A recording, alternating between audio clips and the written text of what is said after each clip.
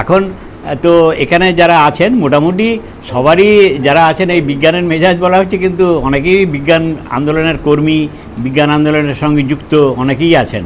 মানে তাদের অনেকটাই এই ধরনের বক্তব্য তেলে মাথায় তেল দেওয়ার মতনই হবে, অর্থাৎ তাদের বিজ্ঞানের মেজাজ কম বেশি অনেকেরই অর্জন করা আছে, যেটা নেই অনেকের আর কি, যেটা বাইরের যাদের লোকের জন্য বেশি দরকার, এখানে আপনাদের অনেকের মধ্যেই সেই মেজাজটা অলরেডি আছে।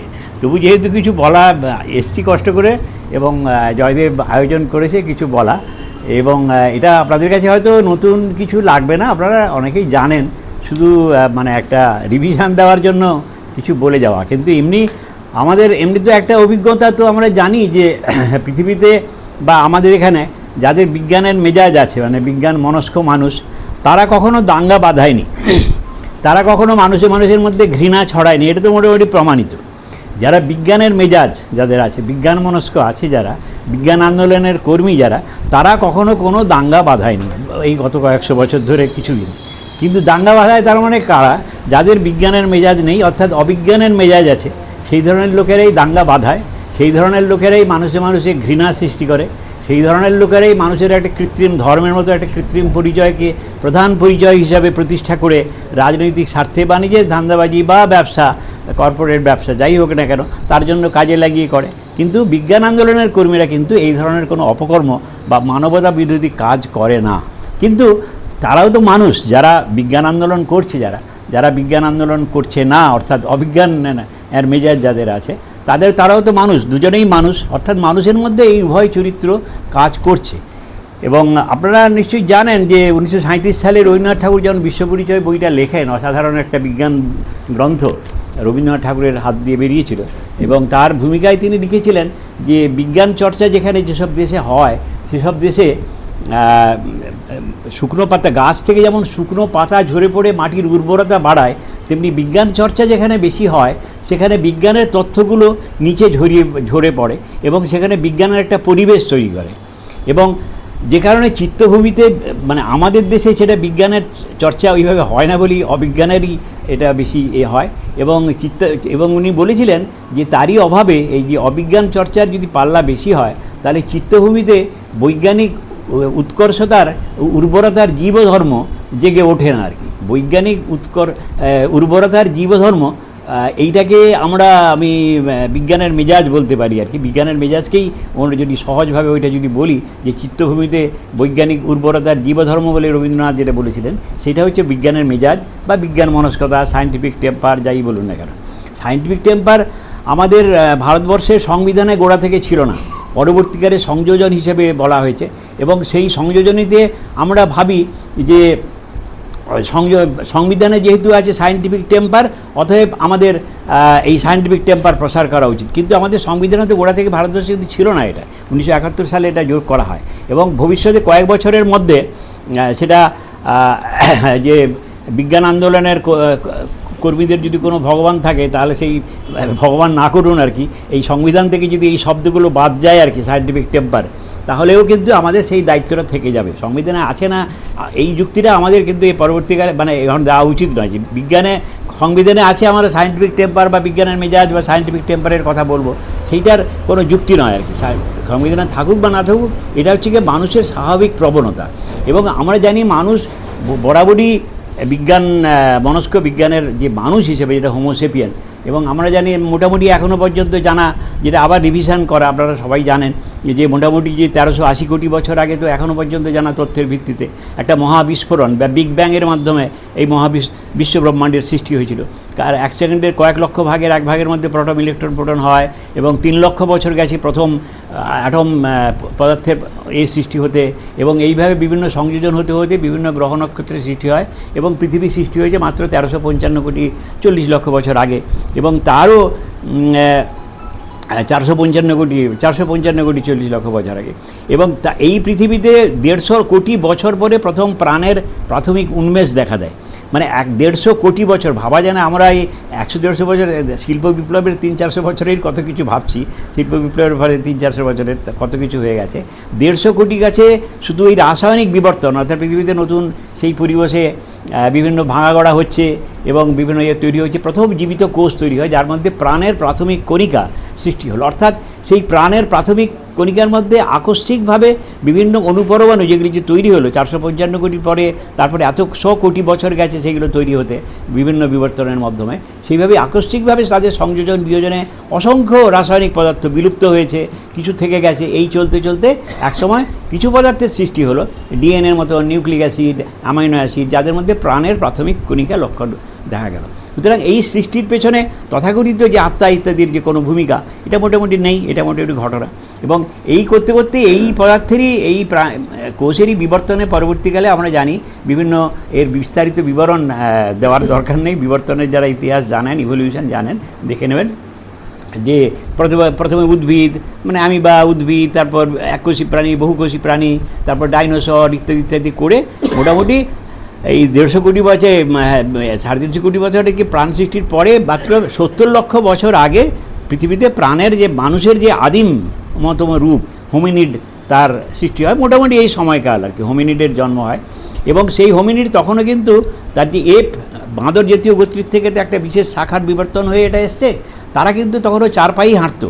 তার 2 পায়ে হাঁটতে সময় লেগেছে 10 লক্ষ বছর, অর্থাৎ 10 লক্ষ বছর পরে সেই হোমিনিড 2 পায়ে হাঁটতে শেখে, মানে যেটা আমরা হাঁটছি, মানে কতটুকু সময়। আমি মানে 10 লক্ষ বছর গেছি শুধু 2 পায়ে হাঁটা প্র্যাকটিস করতে, মানে আমরা এখন ছুটছি, এই মেয়েটা নাচলো কয়েকদিনের প্র্যাকটিসে কি সুন্দর নাচছে, আর এই হোমিনিড 10 লক্ষ বছর গেছে তার শুধু 2 পায়ে হাঁটা প্র্যাকটিস করতে। এই হচ্ছে অবস্থা, বুঝলাম। তার মানে মানুষ কত সূক্ষ্মভাবে, কত এই বিবর্তন, প্রকৃতিতে বিবর্তন কীভাবে ঘটে আর কি, যেটা অবিশ্বাস্য লাগে, কল্পনা করা যায় না। কিন্তু ভাবতে গেলে আমরা বুঝতে পারবো যে এই হোমিনিড তারা 2 পায়ে হাঁটলো, তারপরে লক্ষ লক্ষ বছর গেল, প্রকৃতির সঙ্গে লড়াই করে তাদের বিবর্তন হচ্ছে, তাদের মস্তিষ্ক উন্নত হচ্ছে এবং অন্যান্য প্রাণীর সঙ্গে লড়াই করছে, অন্যান্য প্রাণীরও বিবর্তিত হচ্ছে।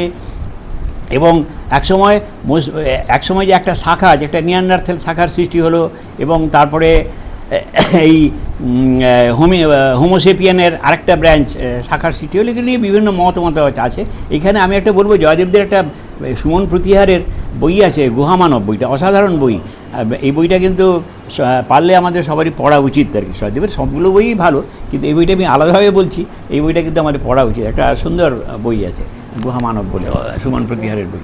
যাই হোক, তা এই বিবর্তনের ফলে আমরা এইভাবে দেখেছি যে মানুষ ক্রমশ তার উন্নত মস্তিষ্ক লাভ করলো, এবং যেটা অন্য কোনো প্রাণী পারেনি। এবং এখনও পর্যন্ত জানা, আমরা যখন ডাক্তারি পড়ি তখন জানা ছিল যে আমাদের মানুষের মস্তিষ্কে এইটুকুতে 1300, প্রায় 1000 থেকে 1300 কোটি নার্ভ সেল থেকে, কিন্তু এখন জানা গেছে এই নার্ভ কোষ বা নিউরনের সংখ্যা 8600 কোটি, 8600 কোটি এখনকার লেটেস্ট খবর। এবং এই প্রত্যেকটা একটা কোষের সঙ্গে আরেকটা কোষের যে সংযোগ, অর্থাৎ এই যে অনুভূতি যাবে আর কি, তার একটা সিন্যাপস, একটা সেল তার অ্যাকশন ডেনড্রাইট ভাগ থেকে তার ব্রাঞ্চিং হয়, এবং গড়ে প্রতি কোষের 7000 সিন্যাপস থাকে।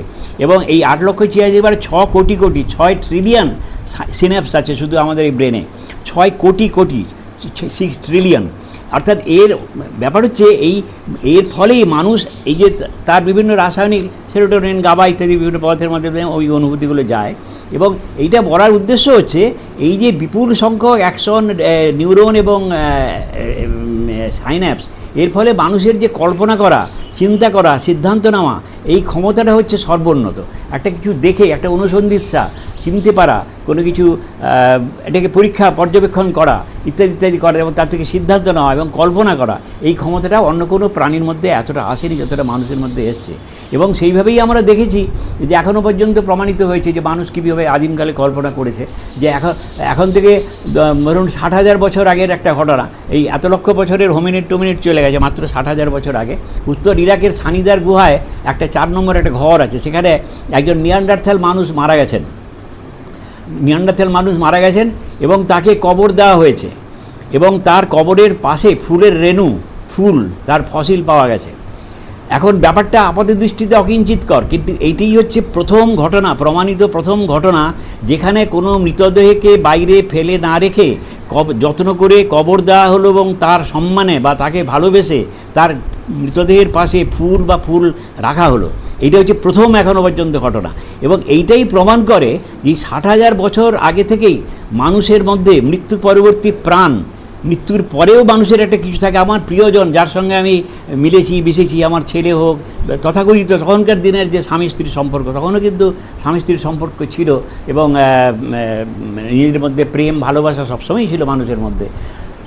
সে মারা গেছে, তার বাবা মা সন্তান যেই হোক মারা গেছে, সে যে চলে যায়নি, একেবারে মিলিয়ে গেল, এই যে অনুভূতিটা, এই অনুভূতিটা থেকে মুক্তি পেতে, একজন কেউ মারা গেছে আমার প্রিয়জন, সে যদি একবারে নেই আর শূন্য, এটা যে কত বড় শূন্যতা, তার থেকে সে আছে কোথাও আমার আশেপাশে, এইটুকু যে ভাবা, এই থেকে মুক্তি পাওয়া, এটা মানুষ শুরু করেছিল সেই 60,000 বছর আগে, যেটা পরবর্তীকালে আত্মার কল্পনা ইত্যাদির সৃষ্টি হয়। তারপর আত্মার তো বিভিন্ন ধরনের বিশেষণ বিভিন্ন ধর্মগ্রন্থে চলে এসছে আলাদা ব্যাপার, সেটা হাজার হাজার বছর ধরে হয়েছে।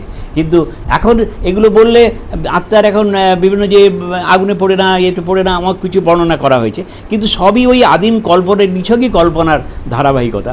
এবং একইভাবে উত্তর স্পেনের এল গিও যে গুহা চিত্র, সেটাই প্রথম প্রাচীনতম 40-50 হাজার বছর আগে, সেগুলো থেকে অনুমান করা হয় যে মানুষ তখন একটা অলৌকিক শক্তির কল্পনা করে, এবং এটাও ছিল মানুষের একটা আদিমতম কল্পনা। এই যে মৃত্যু পরবর্তী প্রাণের কল্পনা কোনো মনুষ্যতের প্রাণী তো করতে পারেনি, একমাত্র মানুষ করতে পেরেছে তার উন্নত মস্তিষ্কের জুড়ে। অন্য কোনো বাঘ, সিংহ, হাতি, তার কেউ মরে গেল, তাকে কেউ কবর দিয়ে ফুল, কোনো বাঘ মরে গেলে সেই বাঘকে কবর দিয়ে তার যে ফুল দেবে সেরকম তো কিছু কেউ করেনি, মানুষই একমাত্র করেছে এবং এখনও করে চলেছে আরও জটিলভাবে বিভিন্ন ধর্মের সঙ্গে মিলিয়ে। এবং এই 40-50 বছর আগে, হাজার বছর আগে মানুষ আরেকটা যেটা কল্পনা করেছিল, যে কি যুক্তিবাদী সিদ্ধান্ত নিয়েছিল, যে আমাদের চারপাশে যে এত ঘটনা ঘটছে, নিশ্চয়ই কেউ একজন করছে, তাহলে কেউ কোনো কাজ না করলে তো কিছু হবে না।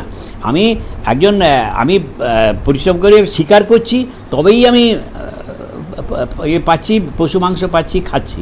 আমি একজনকে মারছি, সে কাঁদছে, কিছু একটা করা হচ্ছে। আমি একটা পাথর সরাচ্ছি, পাথর দিয়ে জন্তুকে মারছি, কিছু একটা কাজ করতে হবে। কোনো যে কাজই হোক না কেন তার একজন কর্তা থাকবে। তাহলে এই যে চারপাশে আমাদের যে প্রকৃতিতে এত ঘটনা ঘটে চলেছে, এই বন্যা, ঝড়, বৃষ্টি, ভূমিকম্প, আকাশে বিদ্যুৎ চমকাচ্ছে, এত কিছু হচ্ছে, তাহলে নিশ্চয়ই কেউ একজন এগুলো করছেন, তা নাহলে কেন হবে? কার্য হলেই কর্তা থাকবে। এই যে স্থূল আদিম যুক্তিবোধ, র্যাশনালিস্ট চিন্তা, সেই তখনকার মানুষ তখন শুরু করেছিলেন যে নিশ্চয়ই কেউ একজন করছে, তাকে আমরা দেখতে পাচ্ছি না, দেখতে নাও পেতে পারি। কেউ যদি আড়াল থেকে ঢিল ছড়ে থাকে তো আমরা দেখতে পাবো না। তেমনি কেউ নিশ্চয়ই কোনো একটা অদৃশ্য সর্বশক্তিমান সত্তা আছে যে এগুলো করছে, এবং সেই কল্পনাই ধীরে ধীরে এখনকার দিনে পরবর্তীকালে ঈশ্বর বা ভগবান, আল্লাহ বা খোদা, গড বা জিহোবা ইত্যাদি নানা পরিভাষায় হাজার হাজার বছরের বিবর্তনে সৃষ্টি হয়েছে। কিন্তু এইটা ছিল নিছক আদিম মানুষের একটা অসাধারণ কল্পনা, অসাধারণ। কোনো মনুষ্যদেরও প্রাণী এটা এই কল্পনা করতে পারেনি, তাদের কোনো ভগবান নেই। এবং মানুষ বলেই তার নিজের মতন করে মানুষ দেবতাদেরও জন্ম দিয়েছে। হাতি ঘোড়া যদি দেবতা থাকতো তাহলে তার হাতি ঘোড়ার মতন দেবতার মূর্তি বানাতো, কিন্তু মানুষ বলেই তার নিজের মতন করে দেখতে, 4 পা 2 হাত, একবারে দেখতে পাওয়া যায়। কল্পনার অতীত কোনো দেবতার মূর্তি করতে পারে না, অথবা নিরাকার আর কি, যাকে কোনো কল্পনাই করা যায় না। যাই হোক, সেই আদিম এই যে কল্পনা মানুষের, যে ঈশ্বর মৃত্যু পরবর্তী প্রাণ এবং একটা সর্বকিছুর কর্তা হিসাবে, সর্বকিছুর সৃষ্টিকর্তা হিসেবে বা কিছুর কর্তা হিসেবে একজনকে কল্পনা করা, এই দুটো অসাধারণ কল্পনাই পরবর্তীকালে হাজার হাজার বছর ধরে পল্লবিত হয়েছে। এবং একই সঙ্গে কিন্তু এবং সেই অলৌকিক শক্তিকে সন্তুষ্ট করার জন্য তারা নানা রকম পদ্ধতিও করেছে। কারণ বাস্তব জীবনে তো সেটাও বাস্তব অভিজ্ঞতা থেকে, একজন বাচ্চা কাঁদছে, তার সামনে যদি কিছু একটা ফলমূল বা নতুন একটা সদ্য ধরা একটা হরিণের মাংস এসে ধরে দিল, বাচ্চার কান্না তখন থেমে যাবে। বা তার যে সঙ্গী বা সঙ্গিনী, সে হয়তো কোনো রাগ করেছে, তখন তার সামনে যদি একটা কিছু ফলমূল এনে দেওয়া হয় বা একটা হরিণ, তাজা হরিণ শিকার করে এনে দেওয়া হয়, তার এখন সেটা হয়তো সোনার হার বা এতে জানিয়েছে উপহার দেওয়ার মধ্যে, কিন্তু তখন যদি তাজা হরিণ একটা এনে দেওয়া হতো, তখন দেখা গেলো তার সঙ্গিনী বা সঙ্গী সে তার অভিমান বা রাগ ভেঙে গেছে। সুতরাং তাহলে যে অলৌকিক শক্তি যে এত সব কাজ করছে, তাকেও এইভাবে সন্তুষ্ট করা যাবে, কিন্তু তাকেও নিশ্চয়ই কিছু একটা দিলে সে সন্তুষ্ট হবে। তার কারণ তাহলে সেই যে বন্যা, ভূমিকম্প ইত্যাদি হচ্ছে, মড়ক ইত্যাদি হচ্ছে, তাহলে সে করবে না। এবং এইভাবেই সৃষ্টি হলো নানা ধরনের পূজা, ওই অলৌকিক শক্তির উদ্দেশ্যে কিছু নিবেদন করা, পূজা করা, তার জন্য প্রার্থনা করা, নিবেদন করা। একটা বাচ্চার ক্রন্দনরত বাচ্চা কাঁদছে, তার সামনে অঙ্গভঙ্গি করে নাচলে সে বাচ্চার কান্না এই তো হয়ে যায়। এমনি বাচ্চা একটা কাঁদছে ট্রেনে দেখতে দেখতে করতে করতে বাচ্চা কানাতে পারবে, তেমনি এই যে অলৌকিক শক্তির সামনেও আমরা যদি সেই আদিম মানুষ, ধরুন আমি সেই 50,000 বছর আগেকার মানুষ, আমি যদি অঙ্গভঙ্গি করে নাচি, বিকট শব্দ করি, তাহলে নিশ্চয়ই সেও সন্তুষ্ট হবে। এই ধরনের বেসিক এই ধরনের কল্পনাগুলোই আস্তে আস্তে ধর্মীয় সঙ্গীত, এই যে আওয়াজ, ধর্মীয় সঙ্গীত, নাচ, গান ইত্যাদির সৃষ্টি করলো। এবং এইগুলোই শত শত বছর ধরে তার মধ্যে নানা ধরনের শিল্প, এই যে মেয়েটি সুন্দর নাচলো, এটাও সেই আদিম ওই কল্পনারই একটা অসাধারণ ধারাবাহিকতার সৃষ্টি। এবং এইগুলোই এই যে ধর্মীয় সঙ্গীত, গান বা নৃত্য, ধর্মীয় নৃত্য বা আধ্যাত্মিক নৃত্য ইত্যাদি ইত্যাদি সব কিছুই, দুটো লাগবে না, এই যে মানুষ ওইভাবেই সন্তুষ্ট করার চেষ্টা করেছে। এটাও কোনো মনুষ্যতর প্রাণী করেনি। কোনো মানে বাঘ আজকে হরিণ পাবে কি পাবে না সেটা করার জন্য সে কোনো কাউকে পূজা করার শেখেনি, কিন্তু সেই আদিম মানুষ তখন থেকেই জেনেছে আজকে আমি ভবিষ্যতে হরিণ শিকার করতে পারবো কি না সেটা করার জন্য, তাহলে নিশ্চয়ই যে সেই অদৃশ্য যে শক্তি আছে তাকে যদি আমি সন্তুষ্ট করার চেষ্টা করি, কিছু একটা ফুল দিয়ে, কিছু একটা তার সামনে একটা গাছের মতন প্রতীক করলো, তার সামনে একটু নাচ করে গান করে, তাহলে সেইভাবেই সে কিন্তু শিকারে যাওয়া শুরু করলো। এবং প্রাচীন গুহাচিত্র থেকে তার প্রমাণ পাওয়া গেছে যে শিকারে যাওয়ার আগে মানুষ যে এই ধরনের অনুষ্ঠান করত সেটার বিভিন্ন গুহাচিত্র থেকে প্রমাণিত হয়েছে। তার একটা বিস্তারিত বিবরণও আপনারা যারা উৎসুক তারা খোঁজ করে জেনে নিতে পারবেন। অর্থাৎ একই সঙ্গে মানুষ কিন্তু ওই যে শুধু ওই যে অনুষ্ঠান করে কিন্তু সেটা নয় যে একজন ওই অদৃশ্য শক্তিকে সন্তুষ্ট করার জন্য অনুষ্ঠান করলেই সেই অদৃশ্য শক্তি, তখনও তো ভগবান ঈশ্বর নাম কিছু হয়নি, আমাদের হরিণ ধরে দেবেন তা তো নয়, তাকে বাস্তবে তাকে স্বীকার করতেই হবে, স্বীকার করতে হবে। অর্থাৎ এই দুটো চিন্তা কিন্তু তার মধ্যে তখন থেকেই ছিল। একদিকে সে সেই অদৃশ্য শক্তিকে, অদৃশ্য যদিও সেটা কাল্পনিক অস্তিত্বহীন, তবু সেই শক্তিকে তার বিশ্বাস তার এমনই ছিল গভীর, তাকে সন্তুষ্ট করার জন্য অনুষ্ঠানও করছে, আবার সেই সঙ্গে শিকার করতে বর্ণম ছুচলো করে পাথরের ধারালো অস্ত্র বানিয়ে সে শিকার করতেও যাচ্ছে, দুটোই করছে। এবং সেই 50,000 বছর পরে এরই ধারাবাহিকতা আমরা এখনও দেখি, যখন দেখি যে ইসরোর বিজ্ঞানীরা মহাকাশে রকেট ছোড়ার আগে মন্দিরে পুজো দিতে যাচ্ছেন, কিন্তু সেই পুজো দিতে মধ্যে তারা কিন্তু আবদ্ধ নন, সে পুজোও দিচ্ছেন, কিন্তু তারা এতদিন কিন্তু নিজেদের মেধা, শ্রম, বৈজ্ঞানিক চিন্তা বা বিজ্ঞানের মেজাজ বলুন, যাই বলুন না কেন, সেটা নিয়ে গবেষণা করেছেন, প্রযুক্তি নিয়ে কাজ করেছেন, সেদিকে কিন্তু তবু তারা পরস্পর বিরোধী হিসাবে ওই একটা অলৌকিক শক্তির একটা মন্দিরে একটা পুজো দিচ্ছেন। যদি তাদের মনে হতো যে না পুজো দিলেই রকেটের উৎক্ষেপণ সফল হবে, তা তো নয়, সেটা তারা জানেন হবে না, সেটা হবে না, তার জন্য তাদের কাজ করতে হবে, তার জন্যই তারা দীর্ঘদিন ধরে কাজ করেছেন, গবেষণা করেছেন। এই আদিম মানুষও তাই, তারাও জানতো যে আমরা সেই অদৃশ্য শক্তিকে, তখন এতটা পরিষ্কারভাবে হয়তো জানতো না, কারণ তখনও এরকম তো ধারণা নেই, তাদের মধ্যে ছিল সেটা একটা অনাবিল বিশ্বাসী, দৃঢ় বিশ্বাসী, সেই বিশ্বাস তার সঙ্গে বাস্তব কাজ, কিন্তু এটা বুঝেছিল যে সঙ্গে বাস্তব কাজ করতে হবে।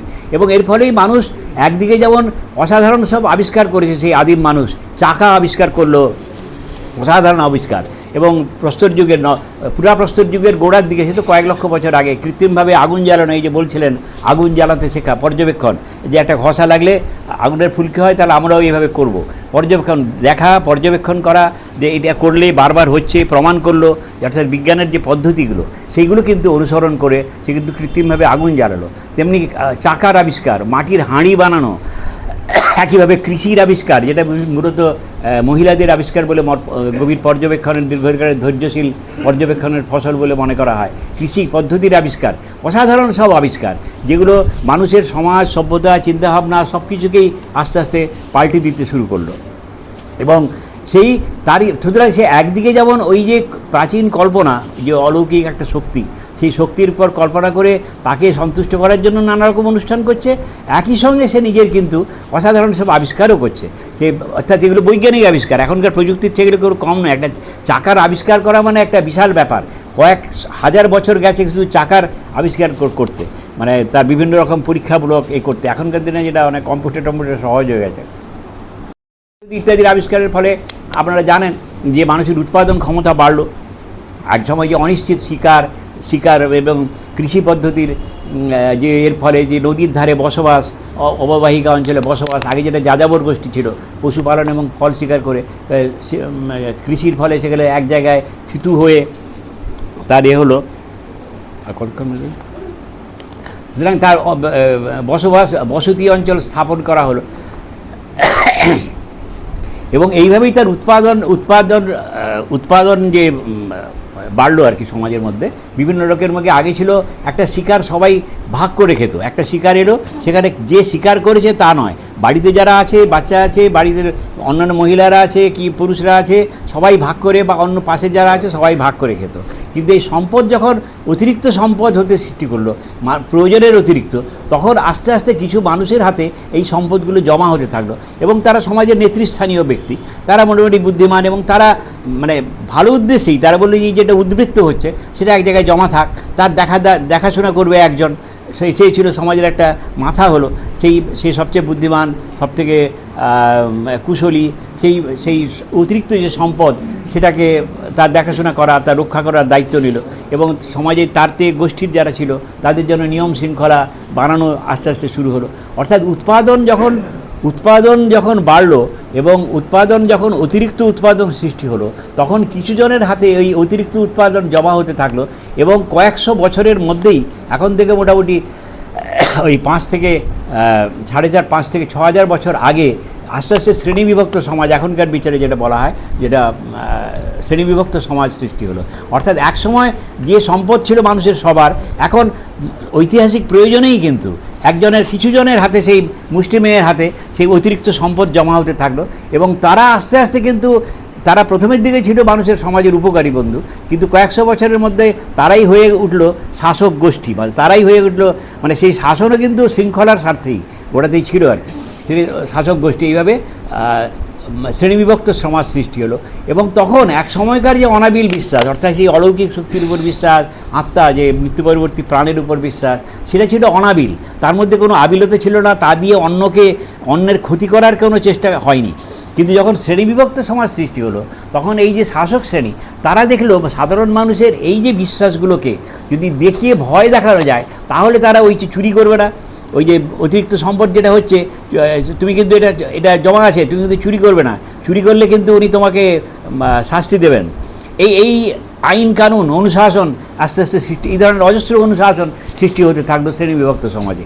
অর্থাৎ এক সময়কার যে বিশ্বাস ছিল অনাবিল, কোনো মানুষের ক্ষতি করার জন্য নয়, পরবর্তীকালে সেই বিশ্বাসগুলোকে অন্যকে ভয় দেখানো, অন্যকে নিয়ন্ত্রণ করার, অন্যকে শাসন করার এই হিসাবে আস্তে আস্তে ব্যবহার হতে থাকলো, সৃষ্টি হতে থাকলো নানা রকম অনুশাসন, নানা রকম মানে এই ঈশ্বর বা প্রাণ, এই মৃত্যু পরবর্তী প্রাণ ইত্যাদি নিয়ে মানুষের উপর আস্তে আস্তে কিছু মুষ্টিমান যারা বুদ্ধিমান, যারা এইসব আইন শৃঙ্খলা তৈরি করতে পারে, নিয়মকানুন তৈরি করতে পারে, তাদের আধিপত্য সৃষ্টি হলো।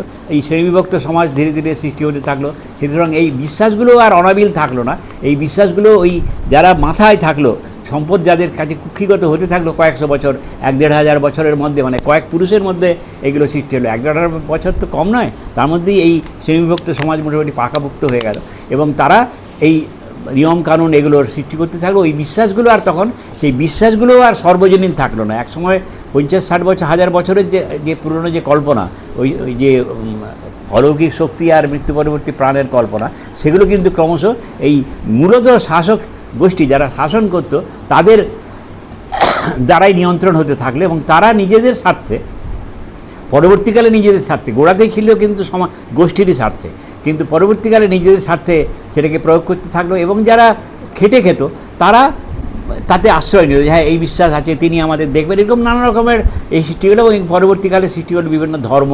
আমরা জানি বিভিন্ন ধর্ম আস্তে আস্তে সৃষ্টি হয়, তারই রূপ এই শ্রেণীবিভক্ত সমাজের রূপ। সুতরাং এগুলোর এত বিস্তারিত ব্যাপার আছে, এগুলোর মধ্যে একটা খুঁটিনাটি ব্যাপার আছে, এত কম সময়ে বা একদিন দুজনে তো এগুলো আলোচনা করা সম্ভব না।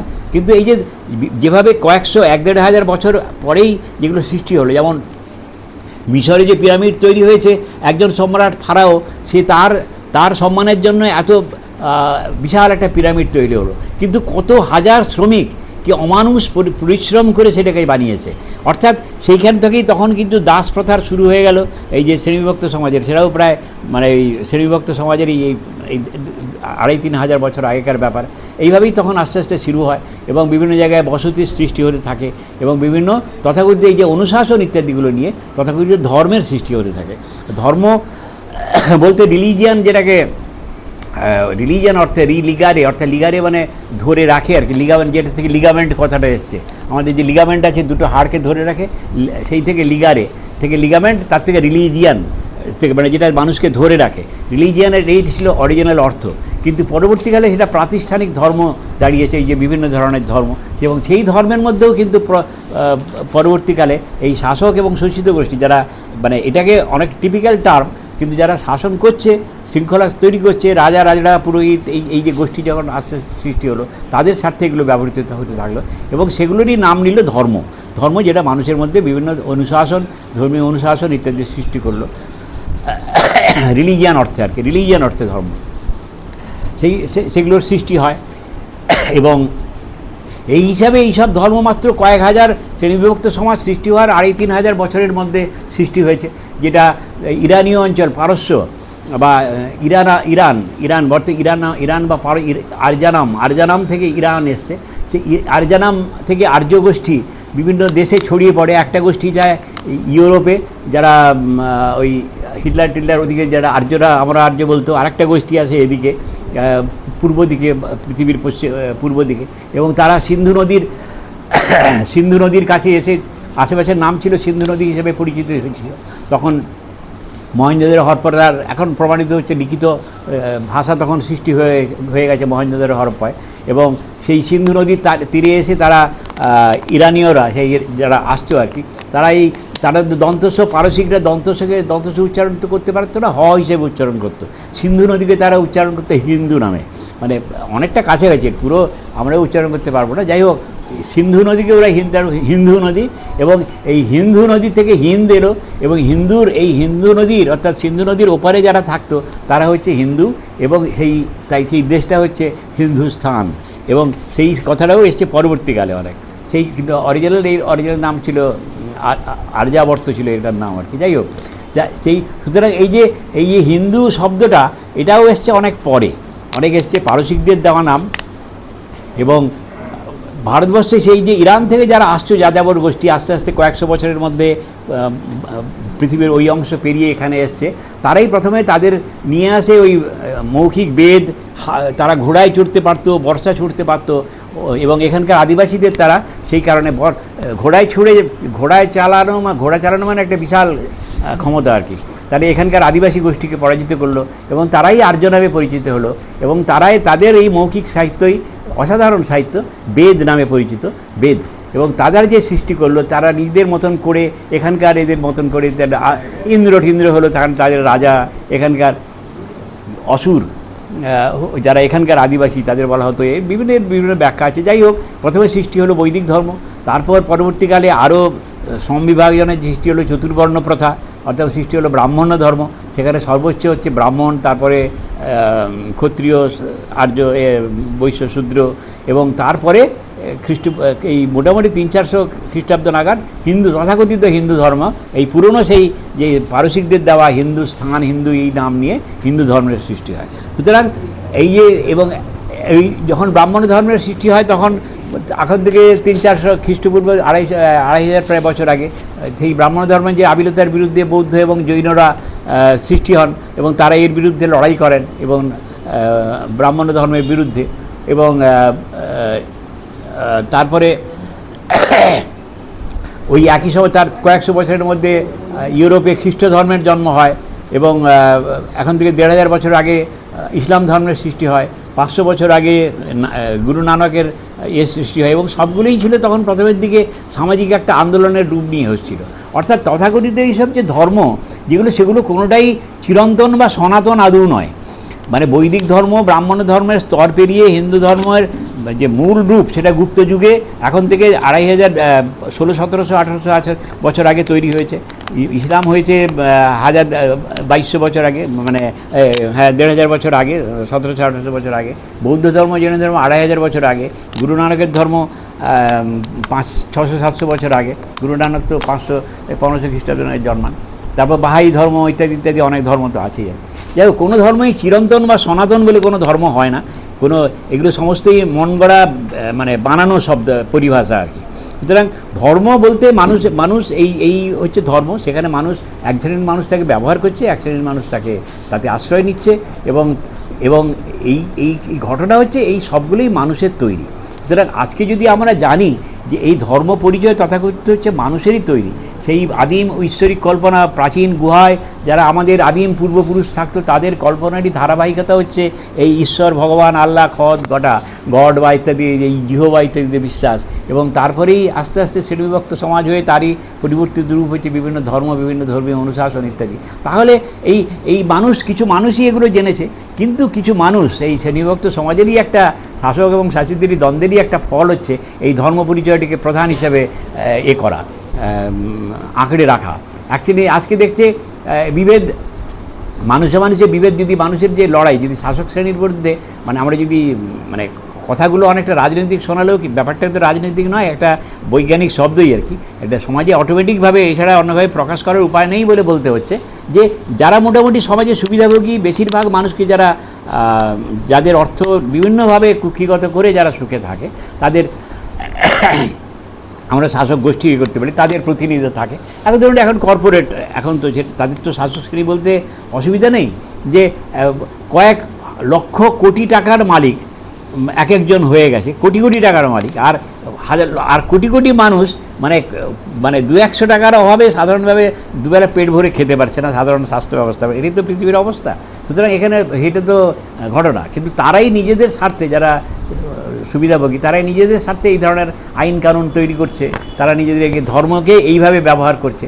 কারণ জানে তাদের বিরুদ্ধে লড়াই যদি সবাই যদি লড়াই করে একযোগে সাধারণ মানুষ, তাহলে তো তারা টিকতে পারবে না। কিন্তু এদের যদি ভাগ করে দেওয়া হয়, তোমার যদি এই হিন্দু, এই মুসলিম, ও খ্রিস্টান, এই তুমি ওকে ঘৃণা করো, তুমি ওকে, যেমন হিটলার বলেছিল, মানে অহেতুক একটা ভয় ধরিয়ে দিল ইহুদিদের নিয়ে সাধারণ জার্মানবাসীদের মধ্যে, যে এই ইহুদিরা হচ্ছে তোমাদের সর্বনাশ করবে, ইহুদিরা তোমাদের সর্বনাশ, তোমাদের চাকরি বাকরি সব কিছু কেড়ে নিচ্ছে, এরা সংখ্যায় বেড়ে যাচ্ছে।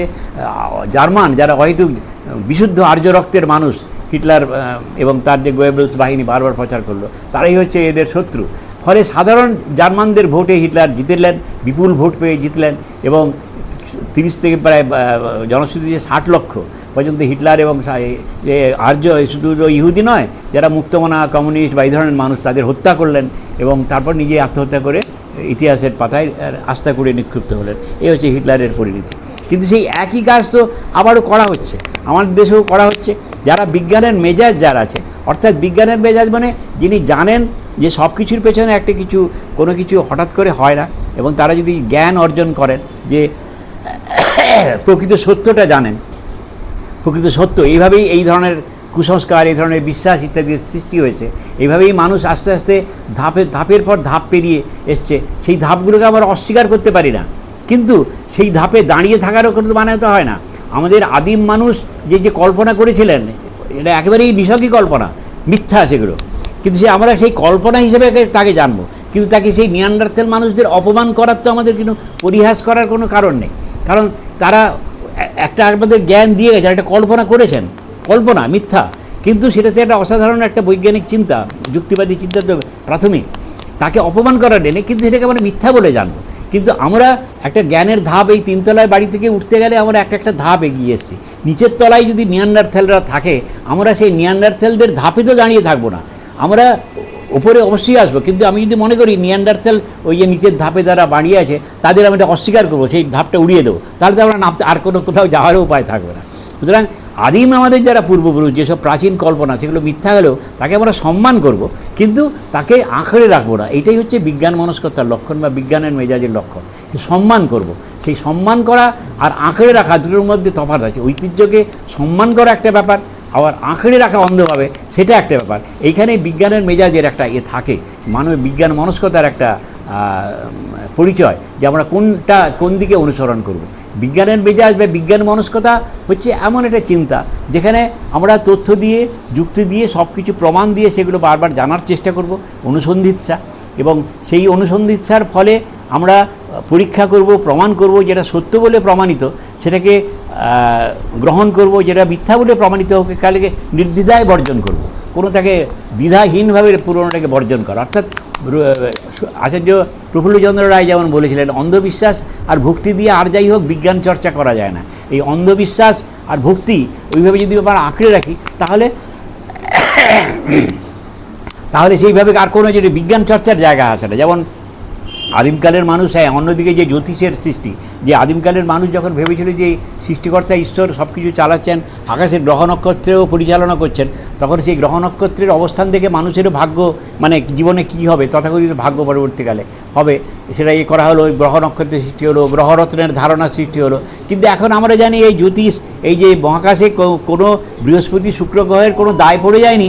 এখানে কোন মানুষের কবে চাকরি হবে, কোন বাঘ কবে কটা শিকার পাবে, কোন হরিণ সিংহের শিকার হবে কিনা, বা কোন বাচ্চার অকাল মৃত্যু হবে কিনা মানুষের, এগুলো কোনো বৃহস্পতি গ্রহ শুক্রের কোনো দায় পড়ে যায়নি। সুতরাং তাদের নিয়ে যে বিভিন্ন গ্রহরত্নের নাম করে যেগুলো বানানো হয় সম্পূর্ণই ধাপ্পাবাজি। হাতে 3-4টে করে আংটি, কোনোটাতে পলা, নীলা, মঙ্গল গ্রহ, বৃহস্পতি ইত্যাদি, এগুলো সম্পূর্ণই যে ধাপ্পাবাজি, এগুলো এখন প্রমাণিত হয়েছে। কিন্তু বিজ্ঞান মনস্কতার লক্ষ্য হচ্ছে আমরা এইটাকে বর্জন করব। কিন্তু আদিমকালে যে কল্পনাটা হয়েছিল জ্যোতির্বিদ্যা এবং জ্যোতিষবিদ্যা তখন একসঙ্গে মিশেছিল, সেটার পরবর্তীকালে জ্যোতির্বিদ্যা আলাদা হয়ে গেল, বিজ্ঞানসম্মত হলো। কিন্তু জ্যোতিষবিদ্যা যে অবিজ্ঞান, সেটাকে আমরা গ্রহণ করব। যেমন অ্যালকেমিকে ভারত থেকে সোনা বানানোর চেষ্টা করা হতো, তাকে সেই হাস্যকর ব্যাপারটাকে আমরা বর্জন করবো নিশ্চয়ই। কিন্তু সেই অ্যালকেমি হচ্ছে আধুনিক রসায়নবিদ্যা বা কেমিস্ট্রির জনক।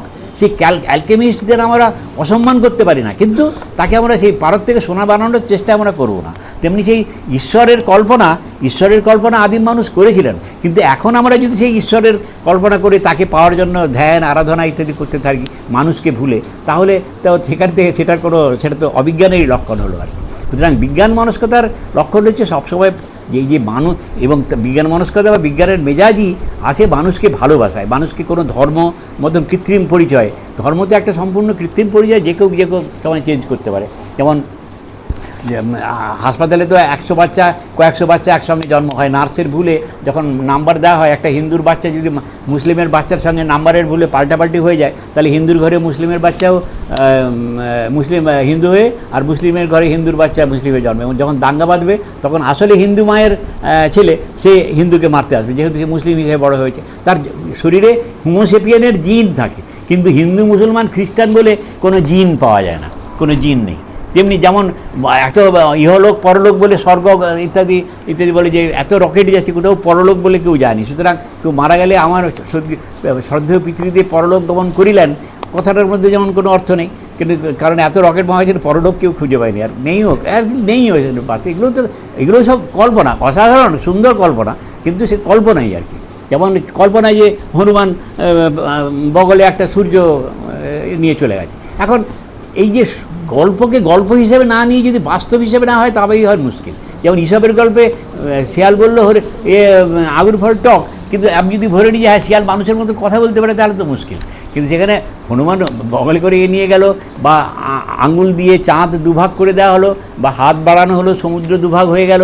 এই ধরনের যে পৌরাণিক বিভিন্ন ধর্মীয় গ্রন্থে আছে, এগুলোকে সত্যি হিসেবে গ্রহণ করলেই হচ্ছে গিয়ে অবিজ্ঞানের এর। কিন্তু সুন্দর গল্প হিসাবে, গল্পের যে মাধুর্য, সেটা হিসেবে গ্রহণ না করে যখন করা হয়, তখনই হয় মুশকিল। এবং মানুষের তখন এই অবিজ্ঞানের যে ফসলগুলো যেগুলো সৃষ্টি হয়, এবং তারই একটি ভয়াবহ রূপ হচ্ছে এই ধরনের দাঙ্গা, এই ধরনের মানুষের সময়নিষ্ঠি।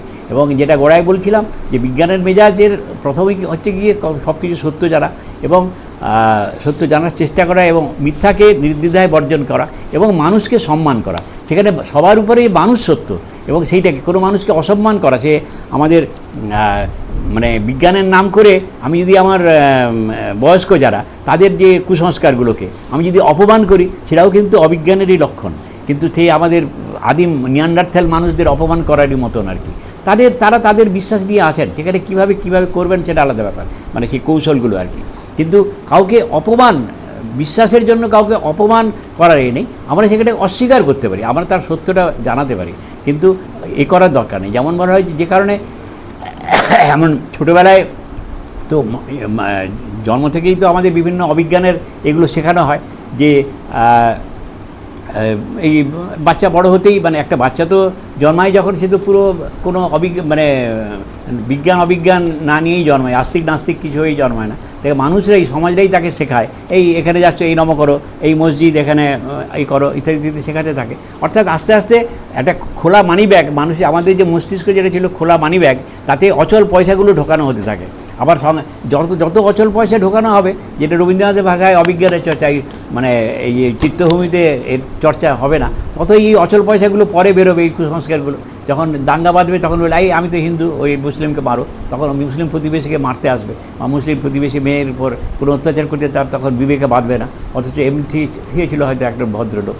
যাই হোক, এই যে ব্যাপারগুলো ঘটে অবিজ্ঞানের ফলে, যে অবিজ্ঞানের চিন্তার ফলে, শুধু তো মানুষে মানুষে হিংসা নয়, বিজ্ঞানের মেজাজ না থাকার ফলে, বিজ্ঞান মেজাজের বিজ্ঞান মনস্ক মানুষ যেমন দাঙ্গা ঘটায় না, তেমনি বিজ্ঞান মনস্ক মানুষই জানে একমাত্র মানুষই সত্য, মানুষকে ভালোবাসে সেই সব মানুষ যারা মানুষের উপর অত্যাচার করে তাদের নয়, যারা মানুষের উপর মারে তাদের কিন্তু বিজ্ঞানের মেজাজ তারা শ্রদ্ধা করার জায়গা নেই। তাই তাদের পাশে দাঁড়ায় যারা সত্যিকারের মানুষ, মানবিক, এদের পাশেই দাঁড়ায়। এবং চিন্তাভাবনা, অবৈজ্ঞানিক চিন্তাভাবনা তো আমাদের সব দিক থেকে ক্ষতি করে, শুধু এই যে মানুষে বিভেদ সৃষ্টি করা নয়, মানুষে বিভেদ দাঙ্গা ইত্যাদির মতন ভয়াবহ করার সৃষ্টি করা নয়। সময় অহেতুক পুজো করতে সময় গেল, চলে যাচ্ছে, অথচ সেই সময় তো অন্য কাজ করতে পারতো, অন্য মানুষের ভালোর জন্য কিছু সেবামূলক কাজও করতে পারতো। পুজোর জন্য কয়েক হাজার ঘন্টা, বছরে কয়েক লক্ষ ঘন্টা নষ্ট হচ্ছে আমাদের দেশে, কয়েক কোটি ঘন্টা শ্রম দিবস নষ্ট হচ্ছে শুধু পুজোর মতন কাজে। ওই সময়টা কিন্তু আরও অনেক কাজে, শুধু ওই সময় শারীরিকভাবে যদি নদী পরিষ্কার করা যেত, যদি লাগানো যেত, তাহলেই অনেক জঞ্জাল পরিষ্কার করতো, তাহলেই অনেক, শুধু কোনো যন্ত্র লাগতো না, হয়ে যেত আর কি। অর্থাৎ এইভাবে কত সময়, কত শ্রম, কত অর্থ শুধু অর্থহীন মিথ্যা কিছু বিশ্বাসের জন্য আমাদের নষ্ট হয় আর কি। অর্থাৎ সেগুলো করে তো কোনো কাজের কাজ কিছু হয় না, শুধু ফুর্তি করা ছাড়া, আরাম করা ছাড়া, এখনকার দিনে অন্তত। কিন্তু একসময় মানুষের বিশ্বাস ছিল ওইটা করে হয়তো সত্যিকারে পূজা আর্চা করে কিছু কাজ হবে, কিন্তু তাতে কিছু হয়নি। যেমন অক্ষয়চন্দ্র বলেছিলেন যে প্রার্থনাযুক্ত শ্রম ইজিক্যাল টু ফসল, কৃষকরা দেখছে। অর্থাৎ তারপরে শুধু শ্রম করেও দেখা গেল ফসল, অর্থাৎ প্রার্থনা হচ্ছে কি শূন্য। সুতরাং অবিজ্ঞানের ফলও হচ্ছে তেমনি শূন্য, এবং বিজ্ঞান এর মেজাজ বা বিজ্ঞান মনস্কতা আমাদের সবসময় ইতিবাচক দিকে নিয়ে যাবে, এইটাই আমাদের কাম্য। আমরা বিজ্ঞান দরবার বা বিজ্ঞান ধরনের সংগঠন ইত্যাদি সমস্ত কিছুর কাছ থেকে তো এই ধরনের সংগঠন গড়ে উঠেছে, এটা একটা আশাবাদজনক দিক। এবং এই যে আজকে রবিবারের বিকেলে সবাই মিলে আমরা একসঙ্গে একটা আলোচনা করলাম, এটা একটা আশার দিক যে এইভাবেই যদি আমরা বিজ্ঞানের মেজাজকে ছড়িয়ে দিতে পারি, বিজ্ঞান মনস্কতাকে ছড়িয়ে দিতে পারি, বা রবীন্দ্রনাথের ভাষায় চিত্তভূমিতে বৈজ্ঞানিক উৎকর্ষতার জীবধর্মকে, যেটা মানুষের বৈজ্ঞানিক বিজ্ঞান চিন্তা কিন্তু স্বভাবত বিজ্ঞান চিন্তা, সেটাকে যদি আমরা অবিজ্ঞানের কুয়াশা দিয়ে না ঢেকে যদি পরিষ্কার মুক্ত রাখতে পারি, মানুষের যে সত্যিকারের যে বিজ্ঞান বোধ, যে এটা 8600 কোটি 8600 কোটি নিউরন আর 6 কোটি কোটি সাইন্যাপসের ফল আমাদের মস্তিষ্ক, তাকে যদি সম্পূর্ণভাবে বিজ্ঞান মনস্কভাবে কাজে লাগাতে পারি, তবেই আমাদের মানে ভবিষ্যতে যদি আমাদের দেশকে এবং পৃথিবীকে বাঁচাতে পারি, এবং আমাদের সবাই ঐক্যবদ্ধ ছোটো ছোটো পকেট থেকে এগুলো যদি আমরা সত্যি করতে পারি, সেটাই তাহলেই আমাদের সার্থকতা, আমাদের সবার ঐক্যবদ্ধ কাজ সেদিকেই হয়তো আমাদের নিয়ে যাবে। না হলে তো একটা ভয়ঙ্কর একটা পরিস্থিতির সৃষ্টি হচ্ছে আমাদের দেশে এবং পৃথিবীতেও। ঠিক আছে, ধন্যবাদ।